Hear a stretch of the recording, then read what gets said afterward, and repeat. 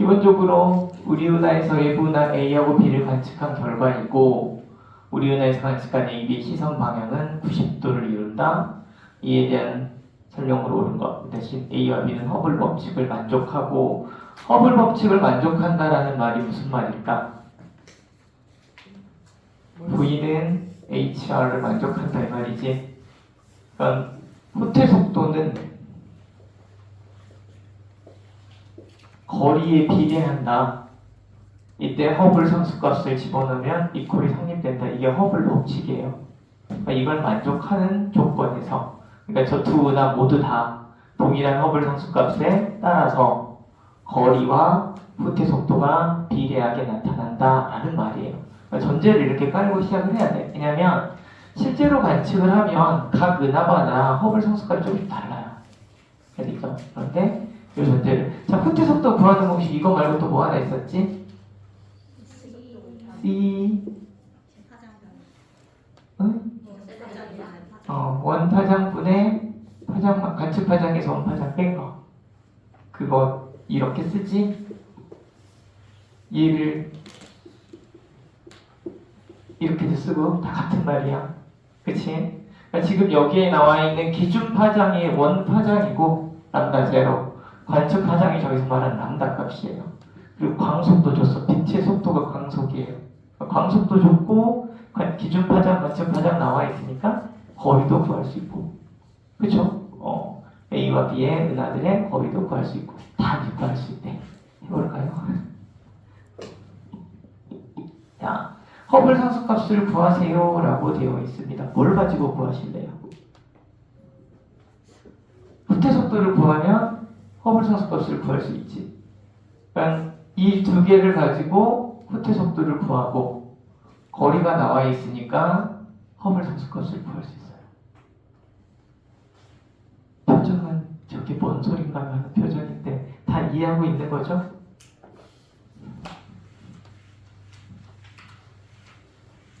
자,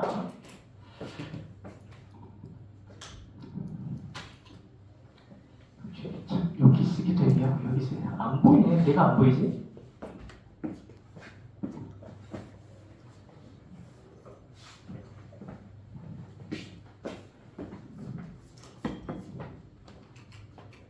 자, 우선 허블 상수값을 구해봅시다. 은하 A의 후퇴 속도를 구할 거예요.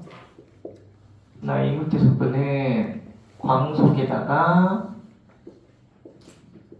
이거 구할 건데 광속이 얼마야? 3 곱하기 10의 5승 곱하기 원래 파장이 얼마? 400. 그래서 관측 파장에서 기준 파장을 뺐더니 5.6 이렇게 돼 있지. 그쵸?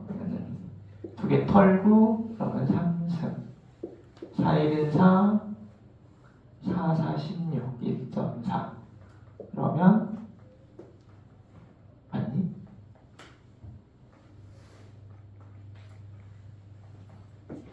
(5.6) 맞지? 얼마? 4, 3, 12 3, 1은 3 4.2 곱하기 10의 3승 맞죠? 그러면 4200 이게 킬로미터 퍼 세크예요. 이게 은하 A의 후퇴 속도야. 여기까지 오케이? 자, 다시 후퇴 속도는 HR이니까 허블 상수 H는 R분의 V지. R이 얼마라고? 60 메가파섹. V는 4200 썰고 4, 6, 7에 42, 70 km per second per 메가파섹. 그래서 허블 상수는 70 km per second 메가파섹이다. 기억은 맞네요. 됐지요?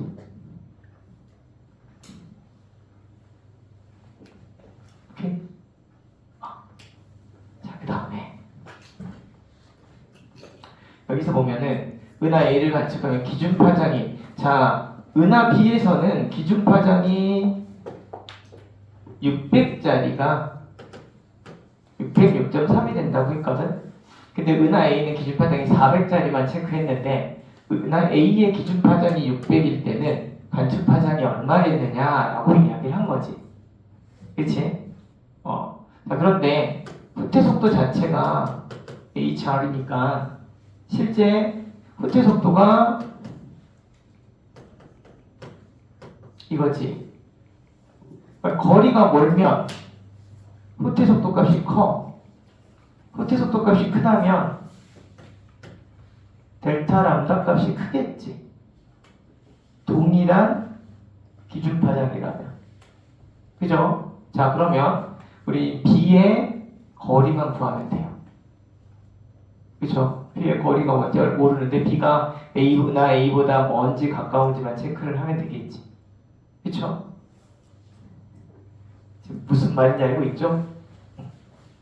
그러면 얘 후퇴 속도는 어떻게 구하지? 똑같이 3 곱하기 10의 5승에다가 600분의 6.3 이런 후퇴 속도 나오겠지. 그죠? 그럼 여기 이 후퇴 속도니까 3일은 3, 3이 6, 2개 썰고 3승.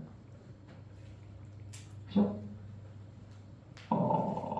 그러면 6300분의 2. 그러면 2, 3은 6, 2, 1은 2, 2, 50. 아까가 4200이었지.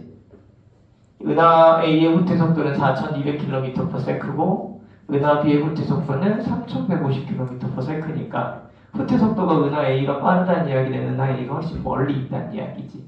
멀리 있으면 당연히 은하 A의 델타 람다 값이 더 클 테니까 은하 A의 관측 파장은 606.3보다 길다 그럼 맞겠죠. 델타 람다 값이 크려면 관측 파장이 더 길어야 되잖아.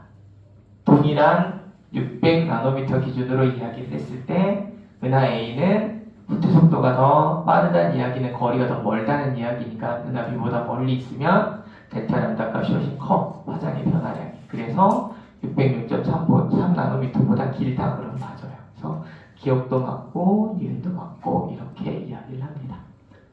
여기까지 이해되셨죠? 그 다음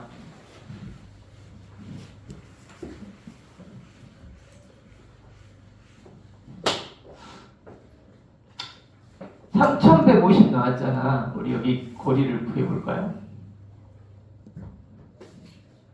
그치? 3150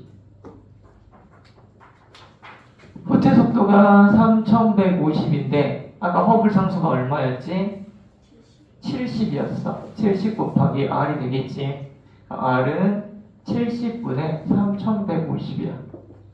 그러면 7428 7535 맞죠? 45 메가파섹 거리에 있습니다. 그죠? 여기의 거리는 45 메가파섹인데 문제는 A와 B의 시선 방향이 90도를 이룬다라고 되어 있어. 그러니까 내가 관측하는 곳인데 얘가 만약에 A면 A까지 은하의 거리는 60 메가파섹이고 그리고 B는 이쪽에 있는 거지. 90도를 이루고 있으니까. B는 45 메가파섹이야.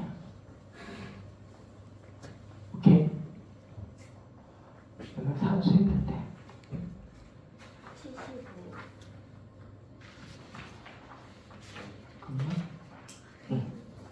그러면 A에서 관측한 B의 후퇴 속도니까 이렇게 바라보는 거겠지.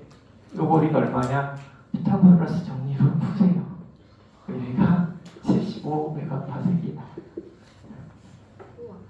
그러면 얘가 75 메가파섹이 나오니까 후퇴 속도는 허블 상수 곱하기 75를 하시면 돼요. 그러면 얼마가 나오느냐? 5250km/s가 나옵니다. 맞아요. 그래서 기억, 니은, TBC 모두 맞습니다.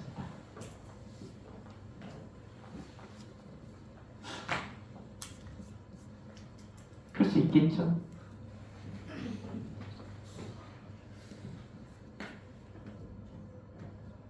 저문제는 예전에 그냥 그림을 아예 주고 낸 문제들이 있는데 이렇게 조건으로 시선 방향이 90도를 이룬다 이렇게 내주면 아 이렇게 되는구나 하고 푸셔야 돼요. 알겠죠? 그림과 은하, 기억과 니은의 모습을 나는 은하의 종류 A와 B가 탄생한 이후부터 연간 생산된 겨울의 질량을 추정하여 나타낸 것이다. 기억과 니은은 각각 A와 B 중에 하나다. 기억은 무슨 은하예요? 네, 얘는 나선 은하 같아. 딱 봐도 얘는 나선 은하고 얘는 나선 은하, 얘는 타원 은하 같지요? 그치? 타원 은하는 주로 무슨 별이라고 그랬지? 늙은 별. 그 다음에 나선 은하는 늙은 별과 젊은 별이 섞여 있다고 그랬지? 성간물질은 누가 더 많다고? 나선 은하. 그 성간물질이 결합하면 뭘 만들 수 있다고? 별을 만들 수 있다고. 그러니까 타원 은하에서는 더 이상 별 생성이 안 돼요. 그러면 누가 봐도 A는 11.8승년 이후부터는 생성된 별의 질량이 제로지. 그러니까 A가 타원 은하인 거예요. 오케이? B는 그래도 쭉 꾸준히 생성되고 있는 건 나선팔 쪽에서 성간물질의 결합으로 인해서 별들이 생성되고 있다고 해석을 하는 거예요. 그러니까 B가 나선 은하예요. 이렇게 하고 문제를 풀면 끝나야지. 쉬워요. 기억은 A 해석한다라고 했으니까 틀렸죠. 그 다음에 은하의 질량 중 성간물질이 차지하는 질량의 비율은 당연히 나선 은하가 타원 은하보다 크겠지. 그러니까 성간물질의 비율이 가장 큰 건 불규칙 은하가 제일 커요. 불규칙 은하가 성간물질이 가장 많고 그 다음에 나선 은하, 그 다음에 타원 은하라고 이야기합니다. 비율이에요. 절대량이 아니라. 왜냐하면 은하 규모에 따라서 실제로 물질의 양은 달라질 수 있는데 전체 은하 안에서 차지하고 있는 비율을 따졌을 때는 질량의 비율을 따졌을 때는 불규칙 은하가 성간물질이 제일 많고 그 다음 나선 은하, 타원 은하 거의 없다고 보시면 돼요. 그래서 미은은 맞아요. 은하가 탄생한 이후 10승년이 지났을 때 은하를 구성하는 별의 평균 표면 온도는 어차피 A는 뭐예요? 타원 은하죠. B는요? 나선 은하죠. 여기는 새롭게 생긴 별들이 아직도 있다는 이야기지. 그러니까 이 별의 온도가 더 높겠지. 당연히 A가 B보다 낮죠. 그러니까 전체적으로 타원 은하를 이루고 있는 별들의 온도는 낮은 온도들이에요. 그래서 보통 타원 은하는 붉은색 계열을 조금 보이고 나선 은하 같은 경우는 중심은 약간 붉으스름하지만 나선팔로 갈수록 푸른색 별, 젊은 별들이 많이 구성되어 있다고 이야기했지. 그래서 구성하는 별의 평균 표면 온도는 당연히 나선 은하가 타원 은하보다 조금 더 높을 겁니다. 그래서 타원 은하가 나선 은하보다 높다고 했으니까 틀려요. 답은 니은입니다. 이 정도는 그쵸? 그래프만 처음에 어떤 게 맞는 그래프냐만 찾으시면 그다음 문제 될 건 없을 것 같습니다. 자, 여기서 조심하실 게 뭐가 있냐면요. 머릿속에 기억하고 있는 게 요 그래프는 기억나지? 여기 현재라고 이야기를 했고 여기가 밀도 상대값이라고 쓰여 있는 거 책에 있는 그래프에서 기억나시죠? 그치? 여기서 이제 이 전체 공간 안에 차지하는 비율이라고 생각을 하시면 돼요. 그치? 여기서 조심하실 건 상대값으로 봤을 때는 거의 밀도는 일정한데 밀도가 일정한 거거든요. 특히 이게 뭐지? 이 그래프가? 암흑 에너지지. 그럼 암흑 에너지는 증가했을까? 감소했을까? 암흑 에너지는 밀도의 상대값이 일정하다는 이야기는 우주를 채우고 있는 암흑 에너지는 밀도 변화가 없다라고 이야기했지. 근데 에너지의 값은요 증가하겠죠. 이유는 우주가 팽창하니까. 팽창한데 밀도가 일정하다는 이야기는 에너지 값이 증가했다는 이야기. 아시겠죠? 자, 그렇게 하나 머릿속에 기억을 해놓고 우선은 기억, 니은, 디귿이 뭔지 봐야 된단 말이야. 그치? 그리고 A를 기점으로 우주의 팽창 속도가 조금 줄었지. A까지는 감속 팽창 팽창을 했다고 생각을 하시면 되고요. 팽창 속도가 줄어든 거지 수축한 건 아니에요. A 이후부터는 가속 팽창을 했다고 생각을 하시면 되죠. 팽창 속도가 증가를 했으니까. 이렇게 우선은 구분을 하시고, 자, 기본적으로 아까 선생님이 무슨 말했냐면 암흑 에너지의 밀도, 상대적인 밀도값이 우주 공간 안에 차지하는 밀도는 항상 일정했기 때문에 암흑 에너지는 시간이 지날수록 뭐한다? 증가한다. 감소하는 건 밀도값도 낮아지는데 공간 더 넓어지지. 그러니까 얘네는 실제로 감소하고 있는 거지. 자, 그래서 여기서 보시면 이렇게 T1에서 T2가 되면 증가지. 얘는 감소지. 얘는 증가지. 근데 시간이 지날수록 증가하는 건 뭐밖에 없어? 암흑 에너지밖에 없어. 따라서 T1에서 T2가 아니라 시간의 흐름은 T2에서 T1이 시간의 흐름이에요. 그래야 기억 같은 경우도 감소를 하고 지급도 감소를 하는데 이때 니은은 증가를 하고 있는 거예요. 그치? 그러니까 니은에 해당되는 게 뭐다? 얘가 암흑 에너지다. 그럼 둘 중에 하나가 암흑 물질이고 보통 물질인데 전반적으로 값이 높은 게 뭘까? 암흑 물질이겠지. 그러니까 기억이 암흑 물질이에요.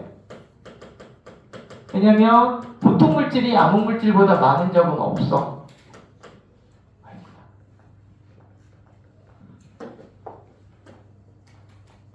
얘가 암흑 물질 기억이 지그시 보통 물질 이렇게 생각을 하시면 돼요. 그죠?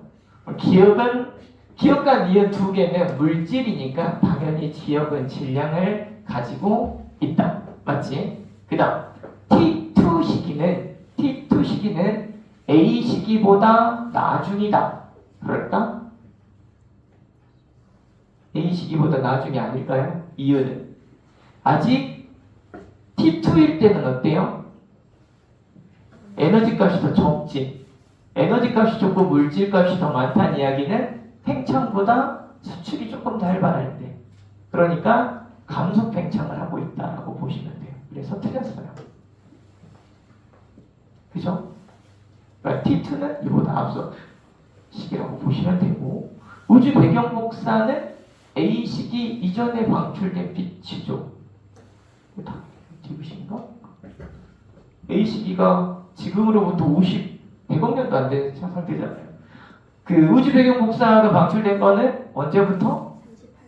그때부터 우주에 원자가 생성되고 나서부터 빛이 그때부터 쭉 빠져나온 거라 그랬지. 그러니까 A 시기 이전이다라고 하면 맞는 말이 되겠네. 네. 됐죠? 그래서 요것만 생각을 하시면 돼요. 에너지 값만 실제적으로 실제 값이 증가하는 거고, 이 그래프에서는 상대적인 밀도 값이 일정하는데 우주가 팽창하고 있다라고 하는 것을 기억을 하시면 에너지는 증가하고 있다라고 보니까 이 T1, T2가 어떤 게 먼저인지만 조금 따지시면 여기서는 문제가 해결이 됩니다. 아시겠죠? 그림은 질량이 서로 다른 별 A와 B의 진화에 따른 중심부에서 밀도 온도 변화를 나타낸 것이고, 밀도도 증가하고 온도도 증가하고 뭐 이렇게 돼 있는데, 기억, 니은, 디귿은 별의 중심부에서 수소핵융합, 탄소핵융합, 헬륨핵융합이에요. 그럼 우리가 여기 그림을 모르더라도 순서대로 보면 수소핵융합이 제일 먼저 일어나지. 그 다음 일어나는 건 헬륨핵융합 반응이죠. 그 다음 일어나는 게 탄소핵융합 반응이지. 그런데 태양 정도 되는 질량은 여기에서 핵융합이 끝나고, 태양보다 질량이 큰 아이들은 탄소핵융합까지 가지.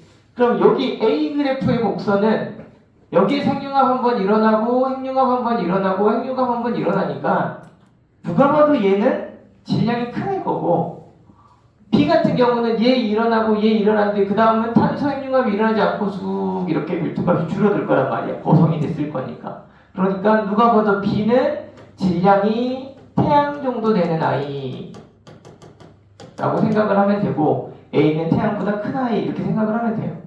순서대로 누가 봐도 기억이 수소핵융합, 니은이 헬륨핵융합, 디귿이 탄소핵융합 이렇게 발생할 거야 라고 해석할 수가 있어요.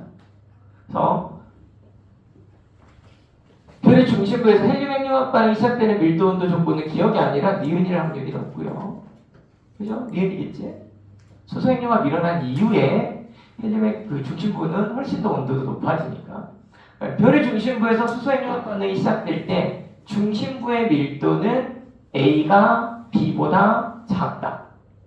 그래요.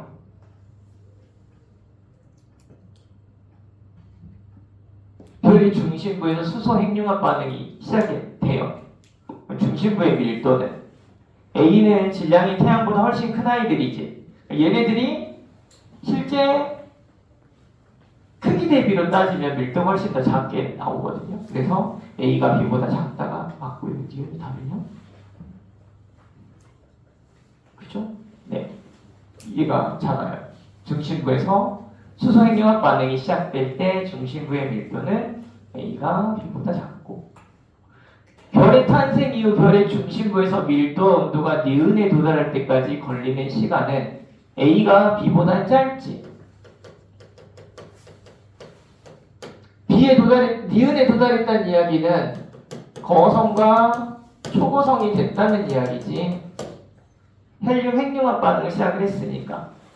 그러니까 얘 같은 경우는 탄소까지 못 가고 그 거성 단계에서 끝나는 단계고, 얘는 탄소까지 간 건데 니은까지 갔다는 이야기는 실제로 거성과 초고성이 됐다는 이야기인데, 질량이 큰 애들은 주계열에 머무는 시간이 짧다 그랬지.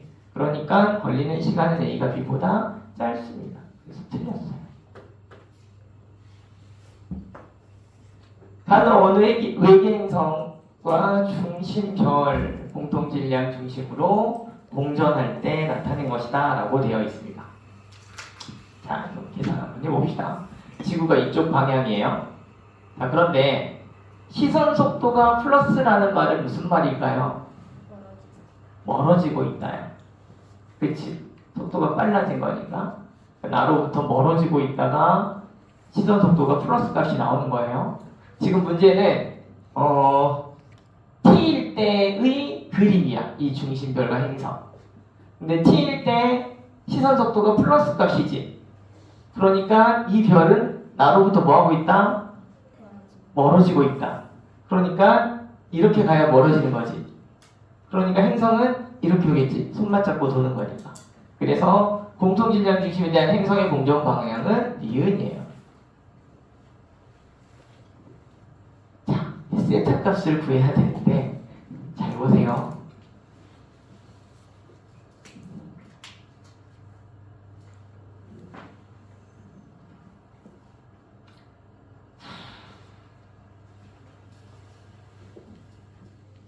지구에서 관측자가 여기 있을 때 이때가 적색 편의가 일어나는 시간이지. 제 값이 클 때지. 그러니까 만약 이 그림에서 따지면 시선 속도가 A일 거야. 그러니까 얘의 시선 속도의 방향은 이렇게 가요. 이게 이 별의 시선 속도이자 이 별의 공전 속도예요. 여기까지 이해됐지? 그래서 여기에서 시선 속도가 제일 크다 그랬어. 속도가 실제 공전하는 방향으로 속도값이 나타나요. 그런데 얘가 이 T 지점인 곳까지 오면 별이 여기 와 있단 말이야. 이 별은 공전 속도는 이쪽 방향이에요. 이쪽 방향. 이게 공전 속도야. 그러니까 이렇게. 근데 내가 바라보고 있을 때 시선 속도는 나한테서 멀어지지. 그리고 안 가르쳐 드렸는데 이게 접선 속도예요.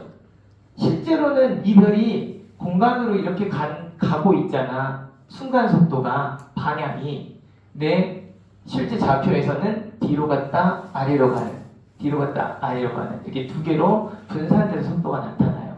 이걸 접선 속도라고 하고 이걸 시선 속도라고 해요. 그래서 이 별이 여기에 있었을 때는 여기가 시선 속도야. 여기까지 이해됐지? 근데 여기서의 속도가 얼마라고 돼 있냐면 A라고 돼 있어. 근데 여기서 시선 속도는 얼마라고 돼 있냐면 2분의 1 A라고 되어 있어. 그치? 여기까지 이해됐지? 이거 공전 속도는 얼마일까요? A겠지. 그죠? 왜? 시선 속도와 공전 속도가 같다고 했잖아. 공전 속도는 변해 안 변해? 안 변해. 원래는 변하는데 안 변해. 그치?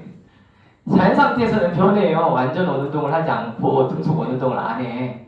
그런데 문제상에서는 같아. 자, 그러면 여기서는 여기를 세타라고 했는데 제가 임의로 여기를 그냥 세타라고 할게. 편의상 여기가 세타면, 자, 코사인 세타는 V 공전 속도분의 V 시선, 그러니까 시선 속도지. 공전 속도분의 시선 속도 값이지. 요거니까 코사인 세타가. 따라서 이 지점에서의 시선 속도는 공전 속도에다가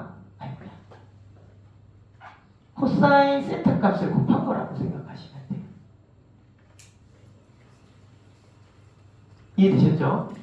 그러면 여기서 시선 속도는 2분의 1 A고 공전 속도가 A니까 코사인 세타 값은 얼마냐면 2분의 1이야.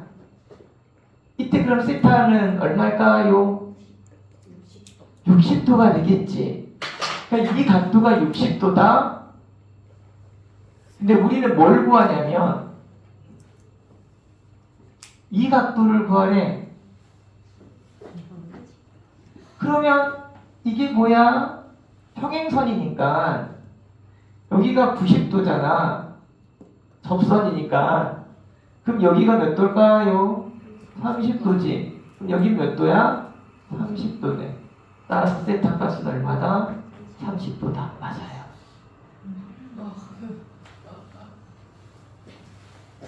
그래서 천문학은 재밌어요. 재밌어요? 재밌는 거 맞나요? 대단하다. 이해됐죠? 왜 저렇게 나오는지. 이게 지난 10월에 모의고사 나왔고 수능에서도 나왔고, 그러니까 이게 실제로 외계행성계 중심별에 대한 이야기를 개념을 설명해놨는데 문제에서는 실제로 시선 속도 값을 계산한 형태로 나와요. 원래는 이게 그 지투에 나와 있는 내용이에요. 지구 그러니까 전체 물리학 쪽에서. 알겠죠? 네. 여러분까지도 나오겠죠? 자, 행성의 공전 주기가 현재보다 길어지면이라고 돼 있어요. 현재보다 공전 주기가 길어진다는 말은 무슨 말일까? 별로부터 멀어진다는 이야기지. 질량의 변화가 없는데 멀어지네? 공통 질량 중심은 더 별 쪽으로 들어가겠지. 그렇잖아. 그러니까 별과 행성이 이렇게 있는데 공통 질량 중심이 여기였는데 이 가벼운 애가 더 멀어져.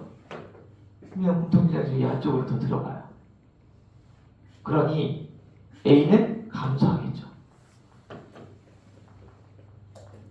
질량 작은 애가 멀리 가면 거의 영향을 못 미치니까 그러겠지. 그래서 현재보다 A값, 시선 속도 더 줄어든다. 이렇게 해석을 하시면 돼요. 되셨나요? 네.